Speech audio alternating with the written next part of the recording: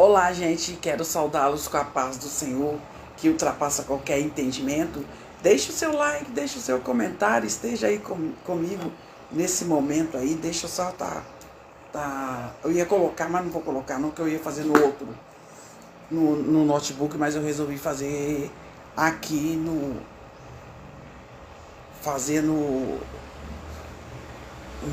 celular mesmo, tá bom?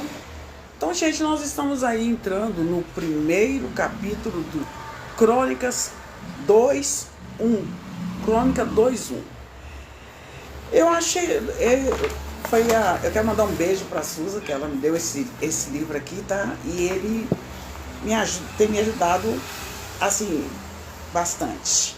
Eu quero apresentar diante do Senhor que possamos estar entendendo esse livro, o livro de 2 Crônicas, que nós sabemos que no hebraico é apenas um livro só, mas aqui eles dividiram em 2. Aqui, gente, nós vamos estar, deixa o seu like, deixa o seu comentário, nós vamos estar entrando aí em Crônicas 2:1.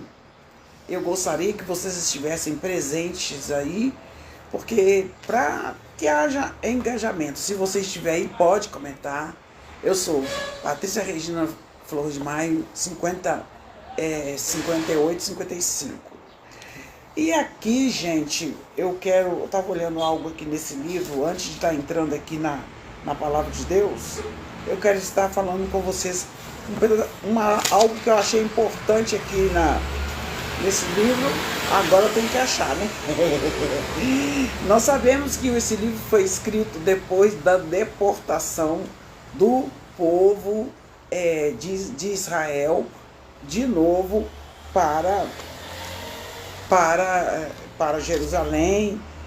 E aqui os 2 livros de Crônicas, 1º e 2º Crônicas, formam um só livro no original. Na Bíblia hebraica, eles fazem parte do grupo de livros chamado Os Escritos e aparecem como os últimos no cânon hebraico. O nome Crônicas significa Palavras dos Dias, tá? Ou seja, registro dos acontecimentos diários, como um jornal. Esse livro, né? A mais notável característica desse registro é que ele foi escrito sob um ponto de vista espiritual da história. Essa história já havia acontecido lá em 1º e 2º livro de Reis, que também no hebraico eles são apenas um livro. E aqui o Crônicas, o primeiro Crônicas é na época de Israel no Egito, 430 anos. Depois, 1º Crônicas antes de Cristo, também vem a época dos juízes, 350 anos. Agora, o segundo Crônicas, o reinado é dividido, está dividido aqui, é uma história relatada que já havia acontecido. 2º Crônica é o reino dividido, Reino do Norte e Reino do Sul. Aqui já tinha os 208 anos que o povo tinha saído lá do Egito. E acontece aí, o reino está unido e depois se divide, e depois acontece o reino remanescente. O que é o reino remanescente? É quando eles voltam, né? Lá eles estão no cativeiro, porque eles ficaram 70 anos no cativeiro, o retorno e a reconstrução. E acontece, estes 2 livros são mais do que mera repetição histórica ou complementação dos que vieram antes. Os livros de Samuel e Reis são o registro do período da monarquia sob o ponto de vista dos homens, e o livro de Crônicas são o registro dessa mesma história sobre o ponto de vista e conceitos divinos. Eles ilustram uma importante verdade, conforme está escrito em Samuel, 1 Samuel 16:7, porque o Senhor não vê como homem, porque o Senhor não vê como homem. O homem vê o exterior, porém o Senhor vê o coração. Aí podemos citar, né, alguns exemplos que confirmam isso, mas nós não, para não prolongar muito o livro, nós vamos estar aí começando. Segundo Crônicas, Salomão, aí no Segundo Crônicas, capítulo 1, deixa o seu like, deixa o seu comentário. Filho de Davi, fortaleceu o seu reino, e o Senhor seu Deus era como ele, era com ele, tá? Com ele, ninguém é como Deus, né? Era com ele, e o Senhor o engrandeceu de uma sobremaneira espantosa. E falou Salomão a todo Israel, aos capitães de 1000, aos capitães de 100, aos juízes e a todos os governadores em todo Israel, chefe das famílias.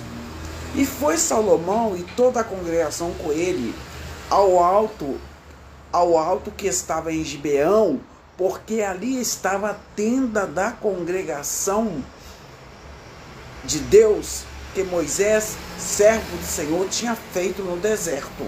Antes ela estava ali, né? Agora nós sabíamos que o Davi tinha levado a Arca da Aliança para uma tenda que ele fez em Jerusalém, mas já tinha destruído tudo, né? Então ninguém sabe onde está a arca.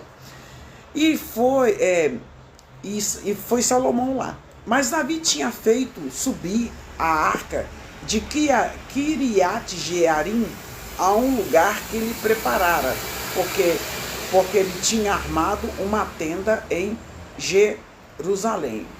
Mas também o altar de cobre, feito por Benzalel, filho de Uri, filho de Ur, estava ali adiante do tabernáculo do Senhor. E Salomão e a congregação buscavam o Senhor, aqui em 1 Crônicas, capítulo, em 2 Crônicas, agora eu vou até acostumar com 2 Crônicas, né? Em 2 Crônicas, capítulo 1. E continuando aí a partir do verso 16, Salomão ofereceu ali sacrifícios perante o Senhor, sobre o altar de cobre que estava na tenda da congregação, e ofereceu sobre eles 1000 holocaustos. Naquela mesma noite, Salomão disse a Deus: Tu me usaste de grande benignidade como meu pai Davi, e a mim me fizeste rei no lugar do meu pai. Agora, pois, ó Senhor Deus, confirme-se a tua palavra dada a meu pai Davi, porque tu me fizeste reinar sobre esse povo numeroso como o pó da terra. Dai-me, pois, sabedoria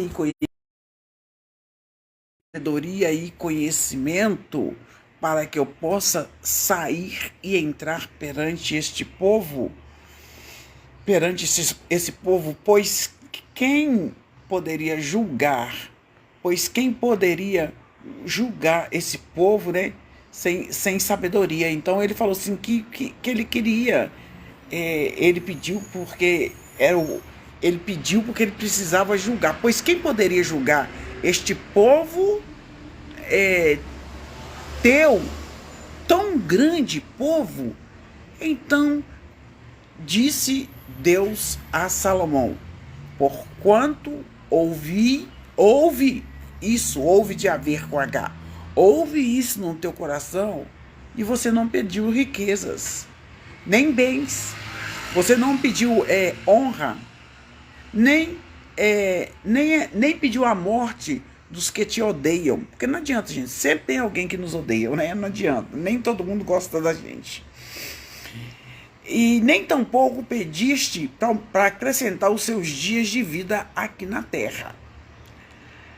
Mas você pediu para você sabedoria e conhecimento para poder julgar o meu povo, sobre qual o constituí como rei.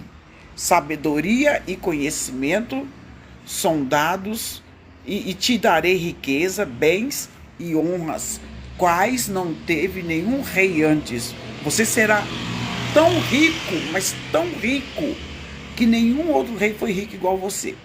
E Salomão ajuntou carros e cavaleiros, teve 1.400 carros e 12.000 cavaleiros, os quais pôs na cidade dos carros, junto ao rei em Jerusalém, e fez o rei que houvesse ouro e prata em Jerusalém, como pedras e cedros em tanta abundância, como sicômoros que há pelas campinas. E os cavalos que Salomão tinha eram trazidos do Egito, e os mercadores do rei os recebiam em tropas, cada um por um preço. Ele comprava os cavalos na mão dos egípcios, né?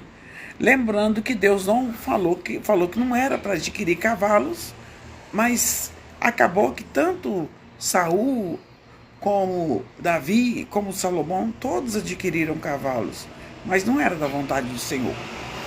E ele fazia subir e sair do Egito cada carro com 600 ciclos de pratas e cada cavalo por 150. Então ele comprou carro, né, carruagem de guerra, 150, e assim por meio do filho de Davi, ele fortaleceu seu reino. E o Senhor seu Deus era com ele e o engrandeceu de sobremaneira. Alguém pode perguntar assim: esquisito, Deus falou que não era para eles pegar